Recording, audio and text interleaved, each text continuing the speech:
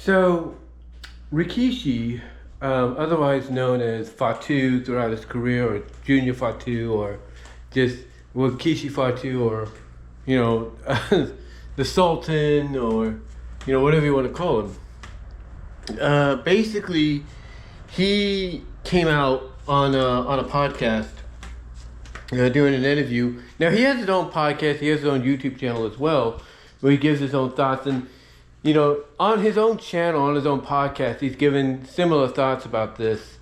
And that is, he feels that his son Jey Uso is not, getting the recognition he believes, he feels that Jey, the Yeet Man, if you will, as he calls himself, should be getting. And look, it's perfectly understandable for any parent, whose kid is basically now working in the same field of work that they used to work in. It's very understandable that they would feel that the company that gave them everything, should be doing the same for their son. And, I can respect, someone's opinion in that. I mean, I'm not a parent myself, but I am an uncle. I'm a great uncle, as a matter of fact, as well. So I can understand that. But here's the thing. We're in a new regime. We're in a new era in WWE. And this is an era, a regime, to where they understand, they see, the popularity Jey has, but they also know that they can't rush it. They can't rush it like the old regime would, because if you rush it, you basically kill any momentum that individual has. And Jey has a lot of momentum right now. He has enough momentum to where if they felt like it, they could say, you know what, Jey, we feel you're over enough now. We feel like no matter, what you do, fans are going to be behind you. They love your entrance. They love this. They love that about you. You know what? We want to put the world title on you, or we want to make you the Royal Rumble winner for 2025. He is at that moment. He is at that moment right now to where if they felt like it, they could say that. They could tell him that. They could consider that very strongly as possibilities. But they also know that if they do it, they might kill momentum. So they want to be cautious. They want to take their time. They want to ensure that, the investment they will put into him when that time comes is going to pay off, very handsomely when the moment is right. The other thing too, though, is like a lot of people have been saying in response, WWE has a very stacked roster. And this roster is stacked with a lot of talent that you slot them anywhere and they will work. They will work out perfectly, especially under this new regime.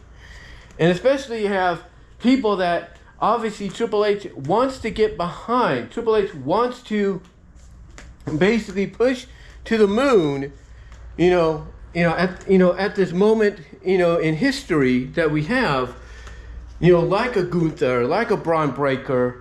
It's hard for someone like a Jey, despite how over he is, to be considered, to be put in that same conversation right now, since there's already plans in the works to push these two individuals that I spoke of, along with others that might be in contention as well. And think about it this way too. It is possible that Jey Uso has been locked in to win this tournament for a shot at the Intercontinental title. Don't get me wrong. But if that is the case, if that is indeed the case, that is where things could get tricky. Because do you kill the momentum that Braun has right now, or do you sacrifice the momentum Jey has? You see, that is why basically Rikishi needs to understand that his son's going to get his opportunity. It's just that right now his son is in a situation to where Triple H knows he's over. Triple H knows the time is coming very soon to, really, strap another rocket to him and lift him off to the stratosphere further than he's ever gone, so far. He knows that time's coming, but he also knows he doesn't want to sacrifice the work he's putting in to building these other individuals that he wants to basically take to that stratosphere as well. He also knows that Jey Uso is needed for a bigger story than just him becoming champion. And that bigger story is the bloodline. Yeah, it is the bloodline story, because inevitably he's going to get involved. Inevitably that's going to happen, and that might happen when he goes up for the Intercontinental title. Like, he'll come close to winning, out comes the bloodline, they're going to screw him, and then that's going to lead him into basically being part of the storyline. You know it, I know it, mostly Triple H knows it. So, I get where Rikishi's coming from. I get where he's coming from, but he's got to look at the bigger picture. It's not like the old days. It's not like, when Vince and his crew, were running things and they decided, hey, so-and-so has got a lot of momentum. I want to put the strap on this guy. I want to put some strap on him and, skyrocket them as far as I can. It's not like that anymore. It's about waiting your turn, being patient, and understanding that other plans are in motion right now, and that, you are a part of those plans. It's just that your part is to help put over this talent while you get ready to be inserted into something that's even bigger and more important than even a championship from a story perspective. So, I understand, like I said, I think we all understand where the key is coming from. We do. And look, him saying that Jey should take a break and go to AEW, listen, when people like that, whether they're wrestlers, athletes, or whatever, that, have competed, that are, they're done, they're retired, their careers are pretty much, their careers are on the shelf now. And the new generation, as mentioned earlier, is, basically continuing the legacy. When they come out and say these kind of things, and it's not just wrestling either that this is limited to, it's also pro sports like the NFL, MLB, NBA, WNBA, NHL, MLS. When the parents of the athletes that are carrying on their legacy in those areas are not given opportunities to shine, parents are going to come out and they're going to say things. They're going to say, oh, well, maybe you should go to another team. Maybe you should go to another country and try there, and da-da-da.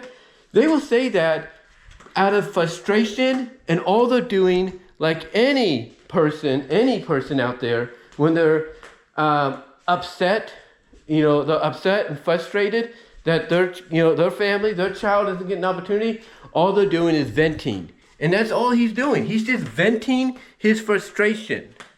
That's all Rikishi's doing. He's just venting how he truly feels.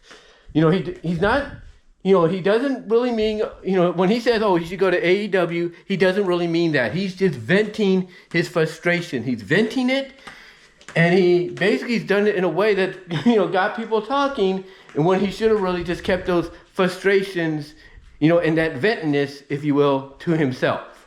That's what he should have done. But he's got to understand, in closing, this is a different time, this is a different era. His son knows this, and his son knows when the opportunity knocks, or the opportunity comes to him and starts knocking for him, he's going to open the door and he's going to take it. And he's going to succeed like he wouldn't, he's going to surprise Rikishi, that's all I'm going to say. But let me know what your thoughts.